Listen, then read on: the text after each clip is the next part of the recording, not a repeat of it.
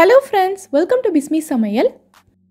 இன்னைக்கு வீடியோல நம்ம எல்லாருக்குமே அன்றாட வாழ்க்கையில தேவைப்படக்கூடிய ரொம்ப யூஸ்ஃபுல்லான அதே சமயம் ரொம்பவே இன்ட்ரஸ்டிங்கான கிச்சன் டிப்ஸ் மற்றும் வீட்டு குறிப்புகள் தான் பார்க்க போறோம். என்னென்ன டிப்ஸ்னு பார்க்கிறதுக்கு முன்னாடி நீங்க நம்மளோட வீடியோவை இப்போதான் ஃபர்ஸ்ட் டைம் பார்க்குறீங்கன்னா நம்மளோட பிஸ்மி சமையலுக்கு சப்ஸ்கிரைப் பண்ணிக்கோங்க. நம்ம சேனல்ல ஏற்கனவே கிச்சன் டிப்ஸ் மற்றும் வீட்டு குறிப்புகள் பத்தி நிறைய வீடியோஸ் போட்டிருக்கோம். அந்த வீடியோஸையும் நீங்க செக் பண்ணி பாருங்க. இப்போ நம்ம ஃபர்ஸ்ட் டிப் என்னங்கிறத பார்க்கலாம். நம்ம வீட்டில் பொதுவாகவே லெமன் ஜூஸ், லெமன் ரைஸ் எல்லாம் செய்கிறதுக்கோ இல்லை வேறு ஏதாவது மற்ற ரெசிபீஸ் எல்லாம் செய்கிறதுக்கு நம்ம ஒரு 2-3 லெமன் பிழிஞ்சு ஜூஸ் எடுக்கிறோம் அப்படின்னா கையால் பிழியும் போது நமக்கு அந்தளவுக்கு கஷ்டம் தெரியாது.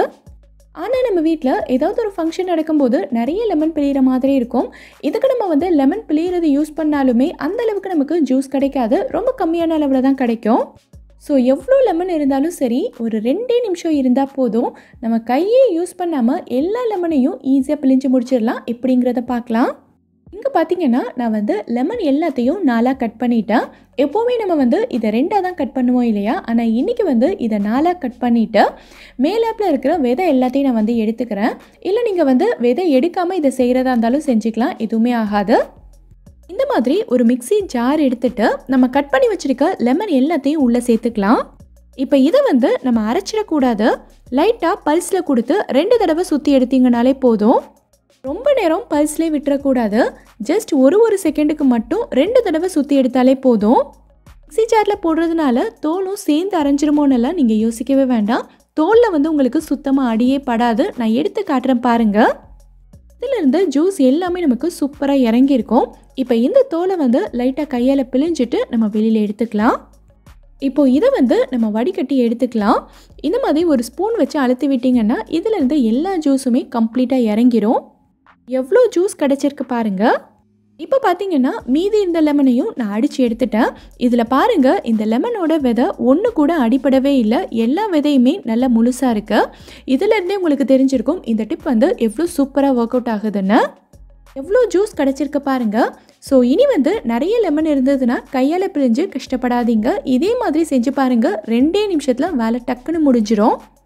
இந்த டிப் உங்களுக்கு ரொம்பவே யூஸ்ஃபுல்லாக இருந்திருக்கும்னு நினைக்கிறேன். யூஸ்ஃபுல்லாக இருந்ததுன்னா வீடியோவை லைக் பண்ணிவிட்டு நம்ம சேனலை சப்ஸ்கிரைப் பண்ணிக்கோங்க. இப்போ நம்ம அடுத்த டிப் என்னங்கிறத பார்க்கலாம். நம்ம வீட்டில் பொரியல் பண்ணுறதுக்கோ இல்லை குழம்பு வைக்கிறதுக்கோ இந்த மாதிரி முருங்கைக்கீரையெல்லாம் உருவணும் அப்படின்னா ரொம்பவே கஷ்டமான விஷயம்தான். ஏன்னா இந்த கீரையெல்லாம் உருவி முடிக்கிறதுக்கு கண்டிப்பாக ஒரு 1/2 மணி நேரம் அது தேவைப்படும்.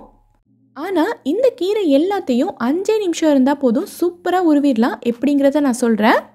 இந்த முருங்கைக்கீரையை மரத்துலேருந்து உடைச்சிட்டு உடனே உருவாதீங்க. இந்த கீரை பார்த்தீங்கன்னா காலையில் உடைச்சது. ஸோ மரத்துலேருந்து உடைச்சதுக்கப்புறமா ஒரு பேப்பர்லேயோ இல்லை இந்த மாதிரி ஒரு கவர்லேயோ மேலாப்பில் போட்டு இதை அப்படியே விட்டுருங்க.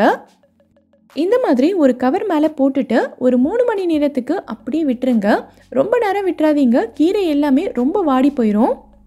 மரத்துலேருந்து உடைச்சி ஒரு 3 மணி நேரத்துலேயே பார்த்தீங்கன்னா இந்த கீரை வாடுறதுக்கு ஸ்டார்ட் ஆகும். ஸோ இந்த டைமில் நம்ம உருவணுன்னா ரொம்ப ஈஸியாக இதை உருவிடலாம். இதை நான் உருவி காட்டுறேன் பாருங்கள். ரொம்ப அழுத்தி பிடிக்கக்கூடாது. அழுத்துனீங்கன்னா காம்பும் சேர்ந்து பிஞ்சிக்கிட்டு வந்துடும். லைட்டாக ப்ரெஸ் பண்ணிவிட்டு இழுத்திங்கனாலே போதும், கீரை மட்டும் உங்களுக்கு ஈஸியாக வந்துடும் பாருங்கள். இதில் இருந்த சின்ன காம்பு கூட வரவே இல்லை, வெறும் இலை மட்டும்தான் வந்திருக்கு. இதை பார்க்கும்போதே உங்களுக்கு தெரியும்னு நினைக்கிறேன். ஸோ இந்த மெத்தடில் நீங்களும் ட்ரை பண்ணி பாருங்கள்.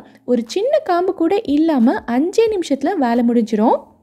நான் நிறைய வீடியோவில் பார்த்துருக்கேன், இந்த மாதிரி ஒரு ஜல்லி கரண்டி இருந்ததுன்னா முருங்கைக்கீரையை ஈஸியாக உருவிடலான்னு சொல்லியிருப்பாங்க. ஆனால் இது உங்களுக்கு ரொம்ப டைம் எடுக்கும். இதுக்கு பதிலாக நம்ம கையாலேயே உருவிட்டு போயிடலாம். ஆனால் இந்த டிப் ஒரு இடத்துல உங்களுக்கு சூப்பராக ஒர்க் அவுட் ஆகும். என்னென்னா, இந்த கீரையை உருவுறதுக்கு உங்களுக்கு டைம் இல்லை, ஆனால் எங்கள் வீட்டில் குட்டீஸ் எல்லாம் இருக்காங்க, ஸோ ஹெல்ப்புக்கு கூப்பிடலாம் அப்படின்னு நீங்கள் நினச்சிங்கன்னா இதை சின்ன காம்பாக உடைச்சிட்டு நீங்கள் குட்டீஸ் கிட்ட கொடுங்க. ரொம்ப ஈஸியாக உருவிடுவாங்க. அவங்களுக்கும் இன்ட்ரெஸ்ட்டாக இருக்கும், நமக்கும் வேலை முடிஞ்ச மாதிரி இருக்கும். ஸோ இந்த டிப் உங்களுக்கு யூஸ்ஃபுல்லாக இருந்திருக்கும்னு நினைக்கிறேன். யூஸ்ஃபுல்லாக இருந்ததுன்னா மறக்காமல் எனக்கு கமெண்ட்டில் சொல்லுங்கள். இப்போ நம்ம அடுத்த டிப் என்னங்கிறத பார்க்கலாம். நம்ம எல்லார் வீட்லேயுமே அடிக்கடி இட்லி சுடுவோம். என்னதான் நம்ம அடிக்கடி இட்லி சுட்டாலும் கூட நிறைய பேருக்கு பார்த்திங்கன்னா இட்லி நல்லா சாஃப்டாக வராது, ஹார்டாக கல் மாதிரி இருக்கும். இந்த மாதிரி இட்லி கல் மாதிரி வர்றதுக்கு நம்ம சேர்க்குற உளுந்தோட அளவு மட்டும் இல்லாமல் இந்த உளுந்தை அரைக்கிற விதமும் ஒரு காரணம்தான். மிக்சிலேயோ இல்லை கிரைண்டர்லேயோ எதில் அரைச்சாலும் சரி, இப்போ நான் சொல்கிற மாதிரி நீங்கள் செஞ்சு பாருங்கள், இட்லி நல்ல சாஃப்டாக வரும். இங்கே பார்த்தீங்கன்னா நான் வந்து உளுந்த நல்லா கழுவிட்டு தண்ணி ஊற்றி 4 மணி நேரத்துக்கு ஊற வச்சு எடுத்திருக்கேன். 4லேருந்து 5 மணி நேரம் வரைக்கும் நீங்கள் தாராளமாக ஊற விடலாம். அதுக்கு மேலே ஊற வைக்கக்கூடாது. உளுந்து பார்த்தீங்கன்னா நல்லா ஊறி பெருசு பெருசாக வந்திருக்கு. இப்போது இதில் இருக்க தண்ணியை மட்டும் நம்ம வேறொரு பாத்திரத்தில் தனியாக வடித்து எடுத்துக்கலாம். இந்த தண்ணியை கீழே கொட்டிடாதீங்க. இந்த உளுந்து ஊற வச்ச தண்ணியை ஊற்றி தான் நம்ம வந்து அரைக்க போகிறோம். ஸோ இதை எடுத்து தனியாக வச்சுக்கோங்க. இப்போது இந்த உளுந்தை மட்டும் அப்படியே எடுத்து அரை மணி நேரத்துக்கு நம்ம வந்து ஃப்ரிட்ஜில் வச்சிடலாம். ஏன் இதை ஃப்ரிட்ஜில் வைக்கிறோம் அப்படின்னா நம்ம மிக்சியில் இல்லை கிரைண்டரில் அரைக்கும் போது கிரைண்டர் வந்து சூடாகும் இல்லையா? ஸோ கிரைண்டர் சூடாகிறதுனால உள்ளக்க இருக்கக்கூடிய மாவும் சூடாகும். இந்த உளுந்து மாவு சூடாயிருச்சு அப்படின்னா இட்லி வந்து உங்களுக்கு ஹார்டாயிரும். ஸோ ஃப்ரிட்ஜில் வச்சுட்டு நல்லா சில்லுன்னு ஆனதுக்கப்புறமா நீங்கள் எடுத்து அரைச்சிங்கன்னா இட்லி வந்து நல்லா சாஃப்டாக வரும். அது மட்டும் இல்லாமல் மாவு அரைக்கும் போது நம்ம கை வச்சு தள்ளி விடுறதுக்கு பதிலாக இந்த மாதிரி ஒரு சிலிகான் ஸ்பேட்சுலா யூஸ் பண்ணிக்கிட்டிங்கன்னா ரொம்ப ஈஸியாக இருக்கும். ஏன்னா இது வந்து வெயில் காலமாக இருக்கிறதுனால மாவு வந்து ஏற்கனவே சீக்கிரமாக புளிச்சிரும். இந்த மாதிரி நம்ம வந்து அடிக்கடி கை வச்சு உள்ளே தள்ளி விட்டுக்கிட்டே இருந்தோன்னா மாவு வந்து ரொம்ப சீக்கிரமாக புளிச்சிரும். நம்ம யூஸே பண்ண முடியாத நிலைமைக்கு ஆயிரும். ஸோ இதை அவாய்ட் பண்ணுறதுக்காக நம்ம இந்த மாதிரி சிலிகான் ஸ்பேட்சுலா யூஸ் பண்ணிக்கலாம். இந்த டிப் உங்களுக்கு ரொம்பவே யூஸ்ஃபுல்லாக இருந்திருக்கும்னு நினைக்கிறேன். கண்டிப்பாக ட்ரை பண்ணி பாருங்கள். இப்போ நம்ம அடுத்த டிப் என்னங்கிறத பார்க்கலாம். நம்ம வீட்டில் முட்டையெல்லாம் வாங்கிட்டு வந்தோம் அப்படின்னா கடையிலேருந்து வாங்கிட்டு வந்த உடனேவே இந்த முட்டை எல்லாத்தையும் எடுத்து நம்ம வந்து ஃப்ரிட்ஜில் ஒன்று அடுக்கி வச்சுருவோம். இல்லை நீங்கள் வந்து வெளியில் தான் வைப்பீங்க அப்படின்னாலும் இதை எடுத்து நம்ம அப்படியே முட்டை டப்பாவில் வச்சுருவோம். இனி வந்து அந்த மாதிரி செய்யாதீங்க. ஏன்னா இந்த முட்டையில் கண்ணுக்கு தெரியாத நிறைய கிருமிகள் இருக்கும். நீங்கள் கொஞ்சம் கவனித்து பார்த்தீங்கன்னாலே தெரியும் இதில் வந்து நிறைய அழுக்கு இருக்கும். அது மட்டும் இல்லாமல் கோழியோட இறகு எல்லாமே இதில் தான் ஒட்டிகிட்டு இருக்கும். ஸோ இதை வந்து நம்ம அப்படியே எடுத்து ஃப்ரிட்ஜில் வச்சுட்டோம் அப்படின்னா அடுத்து வந்து நமக்கு தேவைப்படும் போது ஆம்லேட் போடுறதுக்கோ இல்லை வந்து பாயில் பண்ணுறதுக்கோ இதை எடுத்து அப்படியே தான் யூஸ் பண்ணுவோம். ஸோ ஃபஸ்ட்டு இந்த மாதிரி ஒரு பாத்திரத்தில் தண்ணி எடுத்து முட்டை எல்லாத்தையும் அதில் போட்டு நல்லா கழுவி எடுத்துருங்க. கழுவிட்டு இந்த மாதிரி ஒரு துணியில் வச்சிட்டிங்க அப்படின்னா 5 நிமிஷத்தில் தண்ணி எல்லாமே வடிஞ்சிடும். முட்டையும் அங்கே இங்கே உருண்டு ஓடாமல் நம்ம வச்ச இடத்துல அப்படியே இருக்கும். ஸோ அதுக்கப்புறமா நம்ம எடுத்து ஃப்ரிட்ஜில் அடுக்கிக்கலாம். முட்டையும் நமக்கு வந்து நல்லா க்ளீனாக இருக்கும். நமக்கு தேவைப்படும் போது எடுத்து சமைச்சிக்கலாம். இப்போ நம்ம அடுத்த டிப் என்னங்கிறத பார்க்கலாம். நம்ம வீட்டில் இந்த மாதிரி மீல் மேக்கர் வச்சு பிரியாணி எல்லாம் பண்ணுவோம். இதை வந்து மீல் மேக்கர் இல்லை சோயா சங்க்ஸ் எப்படி வேணாலும் சொல்லிக்கலாம். இதை வச்சு நம்ம பிரியாணி எல்லாம் செஞ்சோன்னா இது வந்து சமைச்சு முடித்ததுக்கப்புறமா சாப்பிட்றதுக்கு சிக்கன் மட்டன் மாதிரி இருக்கும். ஆனால் இதில் வந்து சுத்தமாக வாசனையோ ஃப்ளேவரோ இருக்கவே இருக்காது. ஒரு மாதிரி சப்புன்னு இருக்கும். இதை வச்சு நம்ம செய்கிற பிரியாணியுமே பார்த்திங்கன்னா அந்தளவுக்கு வாசனையாக இருக்காது. ஆனால் இப்போ நான் சொல்ல போகிற ஒரே ஒரு பொருளை சேர்த்து நீங்கள் பிரியாணி செஞ்சு பாருங்கள். இந்த பிரியாணியோட வாசனை உங்களுக்கு அவ்வளோ சூப்பராக இருக்கும். எண்ணெய் சூடானதுக்கப்புறமா நம்ம எப்பயும் போல் ஏலக்காய் பட்டை கிராம்பு சேர்த்து நல்லா பொரிய விட்டுக்கலாம். இது கூடவே நான் வந்து ஒரு சின்ன பீஸ் அளவுக்கு கல்பாசி சேர்த்துக்கிறேன். இந்த கல்பாசி சேர்த்தோன்னா இதோட வாசனையே அவ்வளோ சூப்பராக இருக்கும். நிறைய பேர் வந்து இந்த கல்பாசினா என்னன்னு கேட்குறீங்க. இதுவும் ஏலக்காய் பட்டை கிராம்பு மாதிரியே வாசனை தரக்கூடிய ஒரு பொருள் தான்.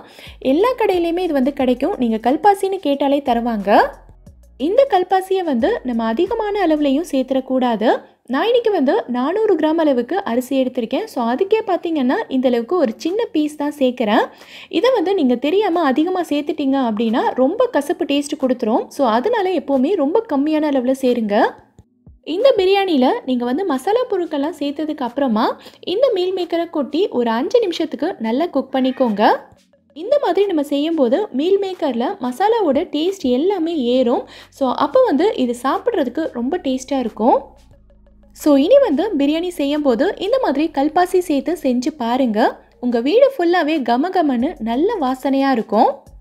இந்த டிப் உங்களுக்கு ரொம்பவே யூஸ்ஃபுல்லாக இருந்திருக்கும்னு நினைக்கிறேன். யூஸ்ஃபுல்லாக இருந்ததுன்னா வீடியோவை லைக் பண்ணிவிட்டு நம்ம சேனலை சப்ஸ்கிரைப் பண்ணிக்கோங்க. இப்போ நம்ம அடுத்த டிப் என்னங்கிறத பார்க்கலாம். நம்மள ஒரு சில வீடுகளில் பார்த்திங்கன்னா பெரியவங்க வந்து முட்டை சாப்பிட மாட்டாங்க. ஆனால் வீட்டில் இருக்கக்கூடிய குட்டீஸ்க்கு கொஞ்சம் ஹெல்த்தியாக இருக்கணுங்கிறதுக்காக முட்டை கொடுப்பாங்க. ஸோ இப்படி இருக்க வீடுகளில் நம்ம வந்து ஹாஃப் பாயிலோ இல்லை ஆம்லேட்டோ போட்டு கொடுக்கும்போது முட்டை ஊற்றின அதே தோசைக்கல்ல அடுத்து வந்து நம்ம தோசையோ இல்லை சப்பாத்தியோ சுட்டோன்னா அந்த முட்டையோட ஸ்மெல் தான் வந்துக்கிட்டே இருக்கும். இந்த தோசைக்கல்லை வந்து நீங்கள் நல்லா கழுவிட்டு தோசை ஊற்றினாலுமே இந்த ஸ்மெல் வந்து வரதான் செய்யும். ஸோ இதுக்கு வந்து ஒரு சூப்பரான ஐடியா இருக்குது. இதுக்கு நான் யூஸ் பண்ண போகிறது பார்த்திங்கன்னா Oddy Ecobake தான். இதை வந்து நம்ம பேக்கிங்க்கும் யூஸ் பண்ணிக்கலாம், குக்கிங்க்கும் யூஸ் பண்ணிக்கலாம். நான் இன்றைக்கி வந்து குக்கிங்க்கு தான் யூஸ் பண்ண போகிறேன். இப்போ பேன் வந்து நல்ல சூடான உடனே இதை வந்து பேனில் வச்சுட்டு லைட்டாக ப்ரெஸ் பண்ணி விட்டிங்கன்னா ஈஸியாக நின்றுக்கும். இது வந்து நான்ஸ்டிக்குன்றதுனால இதில் நம்ம எண்ணெயே ஊற்ற வேண்டியதில்லை. கொஞ்சம் கூட ஒட்டவே ஒட்டாமல் ரொம்ப சூப்பராக வரும். முட்டையை அப்படியே உடச்சி சேர்த்துட்டேன். இதில் வந்து கொஞ்சமாக உப்பும் கொஞ்சமாக பெப்பரும் தூவி விட்டுக்கிறேன். அவ்வளோதான், சூப்பராக ரெடி ஆயிடுச்சு. இதை நான் உங்களுக்கு எடுத்து காட்டுறேன் பாருங்கள் எவ்வளோ சூப்பராக வந்திருக்குன்னு. கொஞ்சம் கூட ஒட்டவே இல்லை. நம்ம பேனும் பார்த்திங்கன்னா நல்லா க்ளீனாக இருக்குது, இதுலேயும் எதுவுமே ஒட்டலை. ஸோ இந்த பேனை நம்ம கழுவணுங்கிற அவசியமும் இல்லை. அடுத்து நீங்கள் வந்து இந்த பேனில் சமைக்கும் போது முட்டையோட ஸ்மெல் வந்து உங்களுக்கு சுத்தமாக வரவே வராது. இந்த டிப் உங்களுக்கு ரொம்பவே யூஸ்ஃபுல்லாக இருந்திருக்கும்னு நினைக்கிறேன். கண்டிப்பாக ட்ரை பண்ணி பாருங்கள். இப்போ நம்ம அடுத்த டிப் என்னங்கிறத பார்க்கலாம். நம்ம வீட்டில் லஞ்சுக்காக வறுத்த அப்பளம் வடகமெல்லாம் மீந்து போயிடுச்சு அப்படின்னா இதை வந்து கொஞ்சம் கூட நமுத்து போகாத அளவுக்கு குறைஞ்சது ஒரு 5 நாளைக்காவது இது வந்து நல்ல மொறுமொறுன்னு ஃப்ரெஷ்ஷாக இருக்கிற மாதிரி நம்ம இப்போ தான் வறுத்த புது அப்பளம் மாதிரி எப்படி ஸ்டோர் பண்ணி வைக்கிறதுன்னு பார்க்கலாம். இந்த மாதிரி நல்ல ஒரு ஏர்டைட் கண்டெய்னர் எடுத்துகிட்டு இதில் மீதமாக இருக்க அப்பளம் வடகம் எல்லாத்தையும் போட்டுக்கலாம். முக்கியமாக இந்த டப்பாவோட மூடி வந்து நல்ல டைட்டாக இருக்கணும். லூஸாக இருந்தது அப்படின்னா அப்பளம் சீக்கிரமாகவே நமுத்து போயிடும். இந்த மாதிரி டப்பா இல்லை அப்படின்னா நீங்கள் வந்து ஒரு ஸ்டெயின்லெஸ் ஸ்டீல் டிஃபன் பாக்ஸில் கூட போட்டு வச்சுக்கலாம். இல்லைன்னா நீங்கள் வந்து பிளாஸ்டிக் கவரில் கூட போட்டு நல்லா டைட்டாக கட்டிக்கலாம். இப்போது இந்த டப்பாவை மூடி போட்டு நல்லா டைட்டாக க்ளோஸ் பண்ணிவிட்டு இதை வந்து அப்படியே எடுத்து ஃப்ரிட்ஜில் வச்சுருங்க. இந்த டப்பாவை நீங்கள் ஃப்ரிட்ஜில் வைக்காமல் வெளியில் வச்சுருந்தீங்க அப்படின்னா ஒரு 2 நாள் வரைக்கும் தான் இந்த அப்பளம் வந்து நல்லாயிருக்கும். ஆனால் இதுவே நீங்கள் ஃப்ரிட்ஜில் வச்சிங்க அப்படின்னா குறைஞ்சது ஒரு 5 நாளைக்காவது இந்த அப்பளம் வந்து நல்ல மொறுமொறுன்னு கிறிஸ்பியாக இருக்கும். ரொம்பவே யூஸ்ஃபுல்லாக இருக்கும். கண்டிப்பாக ட்ரை பண்ணி பாருங்கள். நம்ம வீட்டில் புதினா சட்னி கொத்தமல்லி சட்னி எல்லாம் அரைக்கும் போது பார்த்திங்கன்னா சட்னி வந்து நம்ம அரைச்சி கொஞ்ச நேரத்துலேயே அதோட கலர் வந்து மாறி போயிடும். நம்ம அரைக்கும் போது நல்ல ஃப்ரெஷ்ஷான க்ரீன் கலரில் இருக்கும். பட் டைம் ஆக ஆக பார்த்திங்கன்னா அதோட கலர் வந்து மாறிட்டு அது வந்து ஒரு மாதிரி டார்க் க்ரீன் கலரில் ஆயிரும். இதை வந்து நம்ம ஃப்ரிட்ஜில் ஸ்டோர் பண்ணி வச்சுருந்தாலுமே இதோட கலர் வந்து மாறும். காலையில் அரைச்ச சட்னியை நைட்டுக்கோ இல்லைன்னா வந்து அடுத்த நாள் காலையிலையோ யூஸ் பண்ணும்போது நமக்கு அந்த அளவுக்கு நல்லா இருக்காது. ஸோ இந்த மாதிரி புதினா சட்னி கொத்தமல்லி சட்னி எல்லாம் அரைச்சி நமக்கு எவ்வளோ நேரம் ஆனாலுமே இதோட கலர் வந்து கொஞ்சம் கூட மாறாமல் நம்ம அரைச்ச மாதிரி நல்லா ஃப்ரெஷ்ஷாக க்ரீனிஷாக இருக்கணும்னா நம்ம என்ன பண்ணணுங்கிறத பார்க்கலாம். நீங்கள் எப்போவுமே புதினா சட்னி அரைக்கும் போது என்னென்ன பொருட்கள்லாம் சேர்த்து அரைப்பீங்களோ அது எல்லாத்தையும் ஃபஸ்ட்டு சேர்த்துக்கங்க. சேர்த்துட்டு கூடவே இந்த மாதிரி 1 டேபிள் ஸ்பூன் அளவுக்கு தயிர் சேர்த்துக்கங்க. இப்போ இது எல்லாத்தையும் நம்ம வந்து ஒன்றா அரைச்சிட்டு வந்துடலாம். உங்களுக்கு சட்னி வந்து தண்ணியாக வேணும்னா எக்ஸ்ட்ராவாக நீங்கள் வந்து இது கூட தண்ணி சேர்த்துக்கலாம். இந்த மாதிரி புதினா சட்னிகிட்ட நம்ம வந்து தயிர் சேர்த்து அரைக்கும் போது எவ்வளோ நேரம் ஆனாலுமே இதோட கலர் வந்து மாறவே மாறாது. இதே க்ரீன் கலரில் தான் ஃபுல்லாக மெயின்டைன் ஆகும். இதை வந்து நீங்கள் ஃப்ரிட்ஜில் ஸ்டோர் பண்ணி வச்சு கூட யூஸ் பண்ணிக்கலாம். 2 நாள் ஆனாலுமே இதோட கலர் வந்து மாறாது. ட்ரை பண்ணி பாருங்கள். நம்ம வீட்டில் ஃபெஸ்டிவல் டைமில் ஸ்வீட் செய்கிறதுக்காக இந்த மாதிரி ஏலக்காயெல்லாம் பொடி பண்ணி வச்சுருப்போம். நம்ம வந்து இந்த மாதிரி ஏலக்காய் பவுடரெல்லாம் கடையில் போய் வாங்க மாட்டோம். நம்ம வீட்டில் இருக்க ஒரு 15-20 ஏலக்காயை போட்டு இந்த மாதிரி மிக்ஸி ஜாரில் அரைச்சி எடுத்தோன்னா நமக்கு வந்து ஏலக்காய் பவுடர் ரெடி ஆயிரும். இந்த மாதிரி நம்ம செய்கிற ஏலக்காய் தூளில் பார்த்திங்கன்னா ஒரு மாதிரி நாராக இருக்கும். ஏலக்காய் வந்து சரியாக அரைப்படாமல் அங்கங்கே ஒரு மாதிரி நாராக இருக்கும். இதை வந்து நம்ம ஸ்வீட்டில் சேர்த்து செய்யும்போது ஸ்வீட் சாப்பிட்றவங்களுக்கும் ஏலக்காயோட தோல் வந்து நாக்கில் தட்டுப்படும். ஸோ இந்த மாதிரி ஏலக்காய் வந்து நாராக இல்லாமல் நல்ல பவுடராக நைஸாக அரைப்படுறதுக்கு நம்ம என்ன பண்ணணுங்கிறத பார்க்கலாம். இந்த மாதிரி ஒரு பேனை லைட்டாக சூடு பண்ணிவிட்டு அதில் உங்களுக்கு தேவையான அளவுக்கு ஏலக்காயை போட்டுட்டு இதை வந்து நம்ம லைட்டாக ரோஸ்ட் பண்ணிக்கலாம். ஸ்டவ்வை வந்து நல்லா குறைச்சி வச்சுட்டு 1 நிமிஷத்துக்கு லைட்டாக ரோஸ்ட் பண்ணிங்கனாலே போதும். ஏலக்காய் வந்து நல்லா கிறிஸ்பியாக வந்துடும். நல்லா வறுத்துட்டு இதை வந்து நம்ம வேறொரு பிளேட்டுக்கு மாற்றி நல்லா ஆற விட்டுறலாம். நல்லா ஆறுனதுக்கப்புறமா இந்த மாதிரி ஒரு மிக்ஸி ஜாரில் சேர்த்துக்கங்க. இது கூடவே கொஞ்சமாக சுகரும் சேர்த்துக்கலாம். ஏன்னா ஏலக்காய் வந்து நம்ம ஸ்வீட்டில் தான் போட போகிறோம். ஸோ கொஞ்சமாக நான் வந்து சுகரும் சேர்த்துக்கிறேன். இந்த மாதிரி நம்ம ஏலக்காயை லைட்டாக ரோஸ்ட் பண்ணிவிட்டு அரைக்கும் போது இதிலேருந்து நமக்கு வந்து நாராக வராது. நல்லா ஃபைன் பவுடராக அரைப்படும். காட்டுறேன் பாருங்கள் எந்த அளவுக்கு நல்லா நைஸாக அரைஞ்சிருக்குன்னு. முன்னாடி நான் காட்டினது வந்து ஏலக்காயை வறுக்காமல் நான் வந்து பவுடர் பண்ணது, அதனால தான் அது வந்து ஒரு மாதிரி நாராக இருந்துச்சு. இப்போ நம்ம வறுத்துட்டு பவுடர் பண்ணது பாருங்கள் எந்த அளவுக்கு நல்லா நைஸாக அரைஞ்சிருக்குன்னு. ஸோ நீங்களும் இதே மாதிரி ட்ரை பண்ணி பாருங்கள். இந்த வீடியோவில் நான் சொல்லியிருக்க டிப்ஸ் எல்லாமே உங்களுக்கு ரொம்பவே யூஸ்ஃபுல்லாக இருந்திருக்கும்னு நினைக்கிறேன். இந்த வீடியோவிலேருந்து ஏதாவது ஒரு டிப் உங்களுக்கு பிடிச்சிருந்தாலும் மறக்காமல் எனக்கு கமெண்ட்டில் சொல்லுங்கள். இந்த வீடியோ பிடிச்சிருந்தா லைக் பண்ணுங்கள். உங்கள் ஃப்ரெண்ட்ஸ் உங்கள் ஃபேமிலி மெம்பர்ஸ்க்கு இந்த வீடியோ யூஸ்ஃபுல்லாக இருக்கும்னு நினச்சிங்கன்னா கண்டிப்பாக ஷேர் பண்ணுங்கள். மறக்காமல் நம்ம பிஸ்மி சமையலுக்கு சப்ஸ்கிரைப் பண்ணிவிட்டு பக்கத்தில் இருக்க பெல் ஐக்கானில் ஆப்ஷன் ஆலும் செலக்ட் பண்ணுங்கள். தேங்க்யூ.